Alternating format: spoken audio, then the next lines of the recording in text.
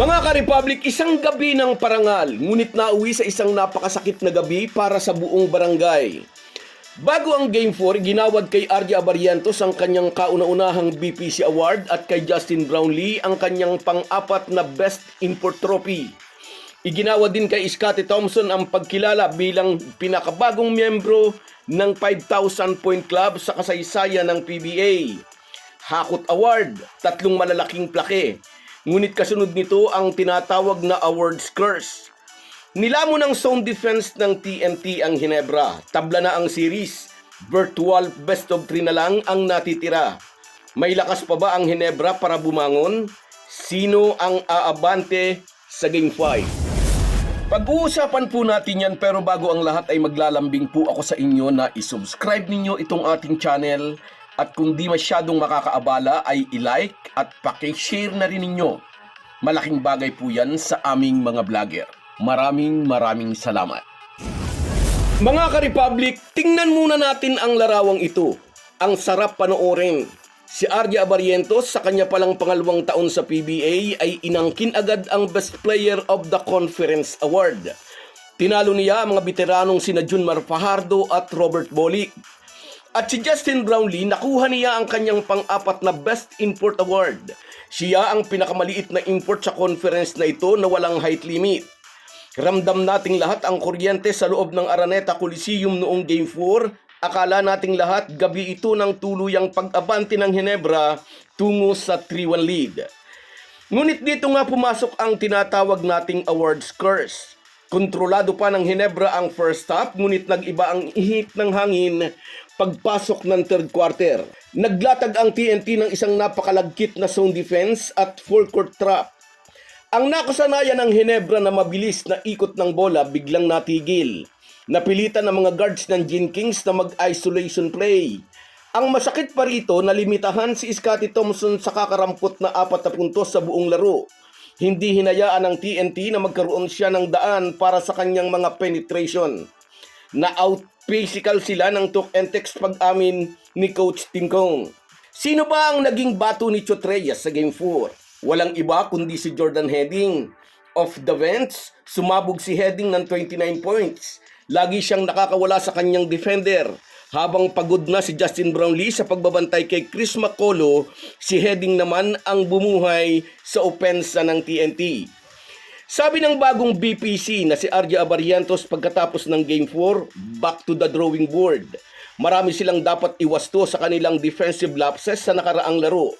Napigilan ng Ginebra sina RR Pugoy at Calvin Oftana, pero pumutok naman si Jordan Hedding at malaki rin ang naitulong ni Jason Castro.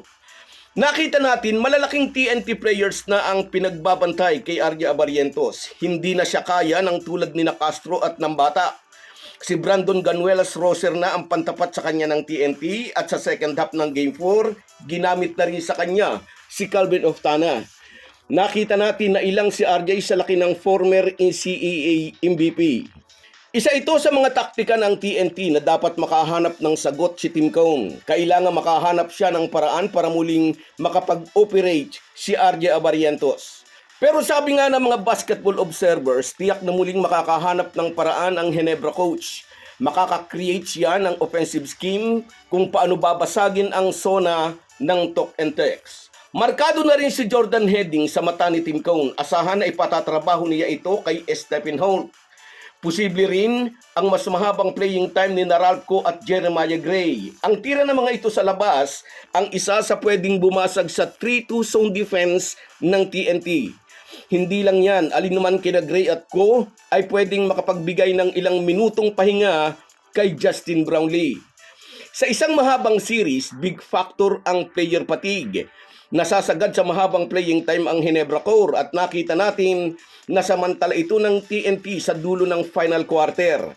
Kaya nga nasabi ni Tim Cone na out physical sila ng tropang 5G.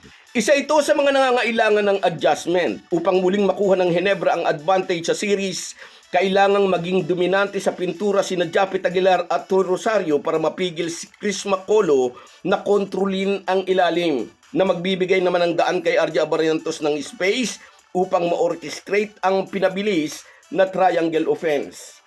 Ayon kay CTC, absent ang Ginebra bench noong Game 4.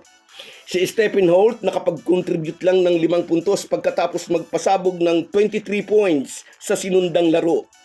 Sa kabilang banda, 5 puntos lang din ang nai-contribute ni RR Pugoy. Bago ang Game 5, sinabi ni Tim Cone kailangan nilang ma-stop ng sabay sina Pugoy at Oftana. Nagtagumpay ang depensa ng Ginebra na ma-stop ang FEU product, may 12 points lang din si Oftana. Ang problema, pumutok naman si Jordan Heading. War of attrition, ito ang nagiging kulay ng championship series na ito. Patatagan at paubusan ng lakas. Hindi lamang ito nadadaan sa ganda ng laro o pabilisan ng punto. Sa halip, ito ay labanan kung sino ang huling kupunan na nakatayo matapos ang matinding bugbugan. Kapag pagod na ang katawan, doon nagkakamali ang utak. Malamyang pasa, sablay na free throws at sirang depensa.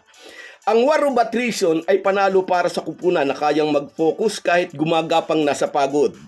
Dito masusubok ang tunay na tatag ng Barangay Ginebra. Alam ng magkaparehong kupunan na walang championship na ibinibigay in a silver platter.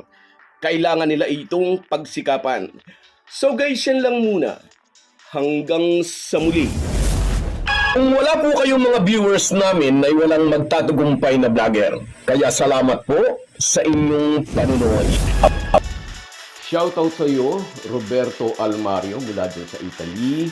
Ingat ka lagi dyan, kabayan. At sa iyo rin, shoutout Roldan Advincula mula sa Mayorga, Leyte. At sa iyo rin, shoutout Nora. Good luck sa Ginebra mamaya. At sa iyo rin, Romeo Conchada. Iwasan ng turnover, sabi niya. At sa iyo rin, shoutout Armando Miguel. Tumpak na tumpak yan, sinabi mo na yan. At sa iyo rin, shoutout Eduardo Tolentino. Yes, iwasang mapagod. At sa iyo rin, Nestor Almodal mula sa Calaca, Batangas. At sa iyo rin, shoutout Almira Maravilla. Shoutout sa iyo, idol. At sa iyo rin, Merson Kabadi Vlog mula dyan sa Oman. At sa iyo rin, Jimboy, dalangin din natin lahat yan. At sa iyo rin, Borlagatan Donald mula sa Singapore. Salamat sa inyong Kahit lahat. gaano po tayo kabisi, ay huwag po nating kalimutan ang ating buhay espiritual. Lagi po tayong magpasalamat sa bawat araw na dagdag sa ating buhay. Malaki po ang maitutulong ng pananalangin araw-araw. Isang paalala po mula sa inyong Halo Halo Sports Republic.